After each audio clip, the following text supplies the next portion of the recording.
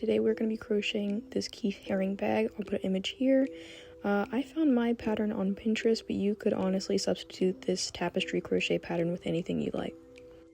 This is the grid pattern I used if you want to take a screenshot. Today we're going to be crocheting this Keith Haring inspired bag. The colors I'm using are in black, white, and red. So I'm also going to be using a 3.75mm crochet hook.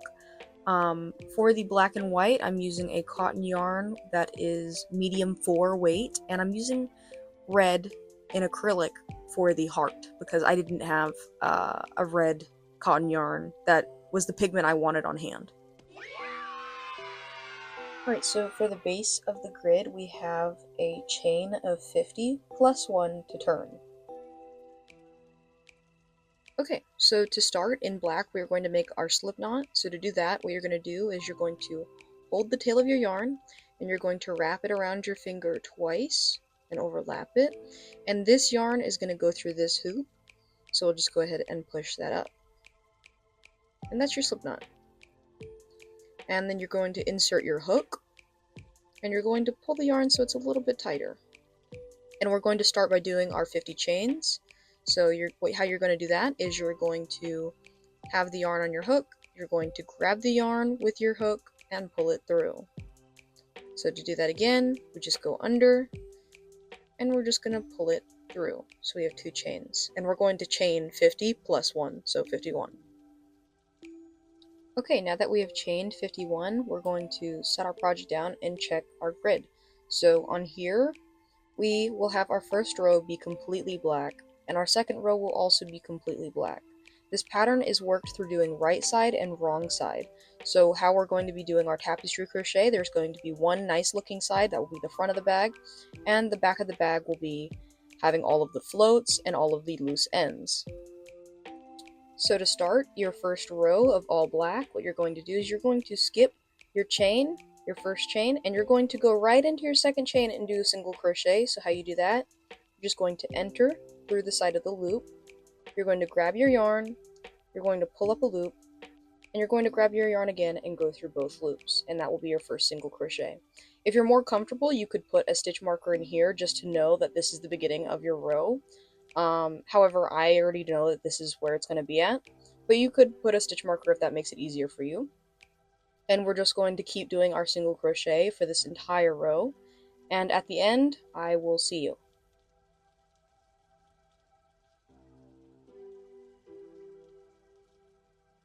I'm on the last 3 single crochet of my row, so I'm just going to finish those. Last one. Alright, so now at this point what we're going to do, and what we'll do at every end of row, is we're going to chain 1 and turn. So we'll go ahead and do our next row of all black, and I will see you there.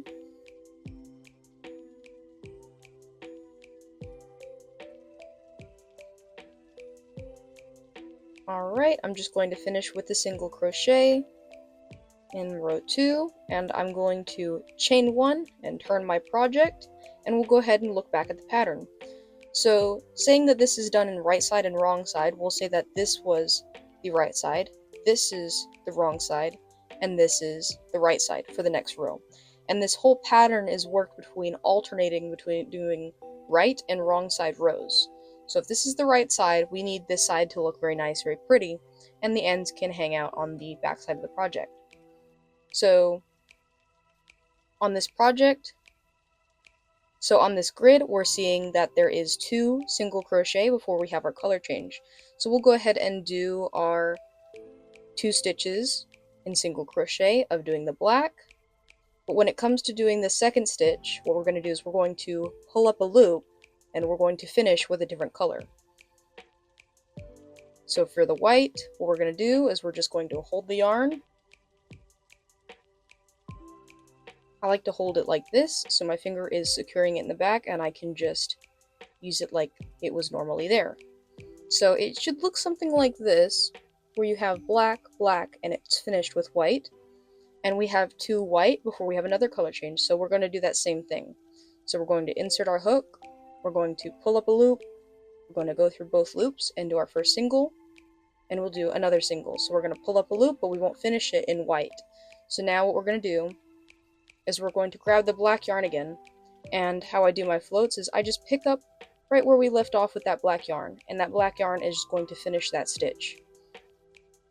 Alright, so you should have something that looks like this, and we'll look back at our pattern. So there's only one black stitch, so we'll go ahead and start by pulling up a loop, and we will finish with the white. And I just kind of twist them around, and the white can come right through. Alright. And now what we're going to do is count how many stitches are from point A to point B right here. So there's 1, 2, 3, 4, 5, 6, 7, 8, 9. So we have 9 white stitches. So we'll do 9 stitches. 1, 2, 3, 4, 5, 6, 7, 8. And we will start 9 and we will finish with black. I'm already fighting my ends. So when you have these long, this long piece that carries over, this is called a float. And with these floats, I prefer to keep them loose because they can be tightened later. So I'm just making sure that it's not too tight, and to avoid that, I just hold the yarn and I loosen it up. So I prefer to keep it with enough tension so it doesn't look too silly. And right here we have one black stitch, so we're going to do our color change, and we'll start that stitch and finish in white. And so again, what we're going to do is we're going to count how many white stitches there are until the next color change. 1, 2, 3, 4, 5, 6, 7, 8, 9, 10, 11, 12, 13, 14, 15, 16, 17. So we'll just resume like normal, doing 17 single crochet. 2, 3, 4, 6.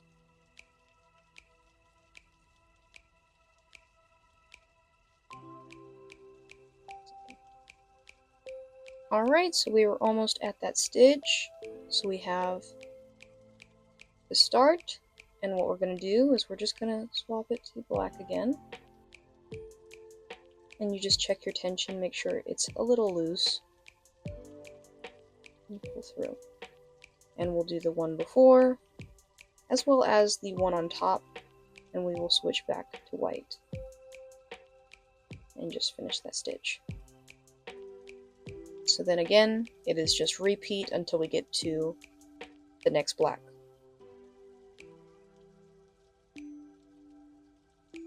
I actually just got kind of, I don't want to say threatened, but threatened with termination unless I swap my position and role within Amazon. I don't know if you know, but I do work at Amazon. So basically the building I work at is like super overstaffed, and in order to combat that, they are basically forcing everyone that is new to apply for job position changes within Amazon, which is a little bit scary, but I'm a little excited. I'll be working outside with like airplanes and stuff, so that is a little exciting. And we're just going to finish with the black last 2 stitches. Alright. And we're going to chain 1 and turn. So in the previous row, not the one we just did, but in the previous one, we're going to be repeating how we switched colors. And then the row after that, we will be doing wrong side. But this is what the front of the project should look like. You have these nice clean color changes. And the back of the project will have all of your floats just hanging out. And don't worry if they're too loose, just worry if they're too tight. If they're too tight, I would actually go back and correct it just so they're loose. Later in this tutorial, we will put a bag lining in, so these are going to be invisible. You're not even going to know that they're there. I prefer this method to prevent ends from untying and to prevent weaving in ends. I really hate weaving in ends. I think everyone who crochets actually hates weaving in ends, and that's fair because it's a long, tedious process, and what you have to do is you have to get a darning needle and you have to thread it through your whole project to hide in the ends. So I will meet you back whenever we do our color change to add in red. This might seem like a weird question, but I wanted to ask, like, why do you crochet? You as a viewer, why are you watching this video? Are you crocheting this bag for yourself or for someone else that you would like to give it to? Like, and why'd you start crocheting? Because I feel like I crochet because I feel like I like making something and looking back at a finished product that I made, and whether I'm selling it or not, it's just satisfying to know that I created something. So I'm wondering, why do you crochet if you do crochet? And if you're making this bag, who are you making it for? Just let me know in the comments. Oh, you're ugly. Okay, I've probably been working on this maybe like 20 minutes, and it's already like, you can see the little people. Oh my god, that's so exciting. Okay, so I just finished these 2 black stitches, so now I'm going to be working in the red, my big red ball.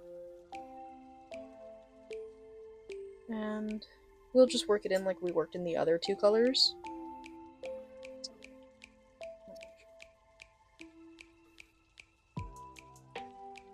So this will just come through. And we have 2 stitches in red. So I'll put my ends over here. And work in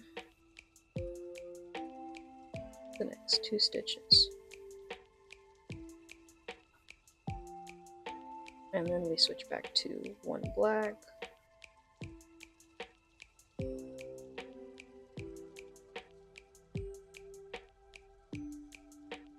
And then we have 3 white. So one thing to note is that whenever you start to have anything beyond, like, I want to say 3 colors, everything is going to get a little tangled, and that's really normal when you're doing tapestry crochet. The best thing you can do is just crochet until it's too much to deal with, and then whenever you need to, just untangle it a little bit and resume. But, oh my god, the red looks so good. I'm so excited to see how that works up. Alright, so I'm almost done with the first panel. It's about 7 p.m., so I'm going to try and wrap this up for right now. Okay, so I just finished the front panel. We're going to be working on the back panel now. I'll put a picture of what the front panel looks like right here. Honestly, it's looking pretty good. I love the color choice I made for the heart because, like, that is so bright. And we'll start working on the back panel now. Alright, so now that we finished the front panel, we're going to be doing the back panel, which I think I'm just going to do a bunch of single crochet and, like, just do some stripes. Since we used 50 for the cast on, or for the chain amount for the other panel, we're going to be using 50 plus 1 like we did before. So make a slip knot, and we're just going to chain 51.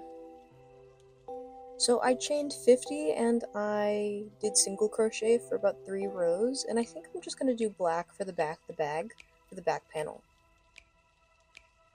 I then proceeded to watch Studio Ghibli for like an hour and work on this back panel. And it worked up pretty quickly, but at the end I was like halfway through and I decided to just work it in double crochet. Okay, so I actually switched to doing double crochet after I hit like round 28, and how you do that is you're just going to do your chain 1, you're going to yarn over before you go in the stitch, you're going to grab your yarn, pull up a loop, and you should have 3 on your hook. You're going to grab the yarn and you're going to go through 2, and then you're going to grab your yarn and go through 2 again, and we're just repeating that until we get to like the similar length of the bag. Okay. So now that we have this panel, which is basically the same size as our tapestry piece, we're going to basically pull our yarn and we're going to cut it off because we're going to make the strap of the bag now. You can just pull that tight. Yeah, that looks pretty good. So to make the strap for the bag, what we're going to do is we're going to chain 6, 3, 4, 5, 6, and we're going to chain an additional one to turn, and we're going to do double crochet in each stitch. 1, 2, 3, 4, 5,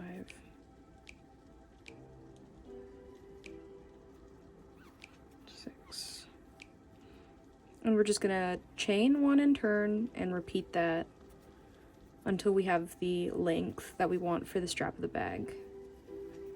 So when you're making this strap, what you need to know is that the strap should be able to wrap around every corner and side of the bag and have an additional length to actually go over your shoulder or do crossbody, depending on how big you want to make your strap.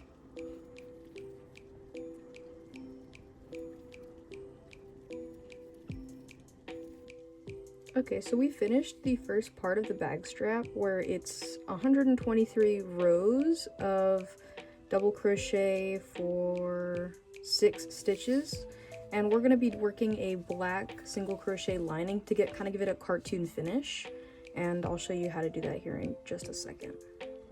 So to attach the black yarn for the edging, we're just going to insert our hook into one of the corners of the bag strap, and we're just going to pull up the yarn. And I prefer to tie it right here just to make it a little secure, like that. And we're just going to do 2 single crochets per each one of these things. I'll show you how. So we pull up a loop, we chain 1, and we're going to do a single crochet in here. And then what we're going to do is we're going to skip this little gap, and we're going to come over to right over here and just immediately put in 2 single crochets like that, and we're just going to keep doing that going down the whole line of the bag strap.